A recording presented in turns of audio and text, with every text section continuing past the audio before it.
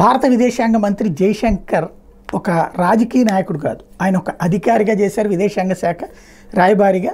అలాంటి మనిషి ఇప్పుడు తను మంత్రి అయ్యారు. ఆయనకు ఉన్నటువంటి చరిష్మాతో పని చేసుకుంటూ వెళ్తారు. సూటిగా స్పష్టంగా మాట్లాడటం అన్నట్టు ఆయనకి తెలిసినటువంటి విద్య. తాజాగా జైశంకర్ ఇప్పుడు ఎలక్షన్స్ టైంలో ఇంటర్వ్యూలు ఇవ్వడం ద్వారా తన వంతు పాత్ర తను పోషిస్తున్నారు.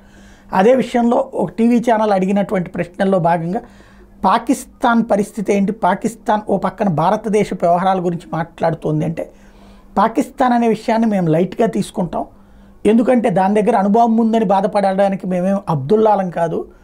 అదే సందర్భంలో పాకిస్తాన్లో గోధుమ పిండి గురించి మేమేమి బాధపడట్లేదు, వాళ్ళకి అడిగినటువంటి గోధుమ పిండిని వాళ్ళు ఎత్తుక్కోవాలి.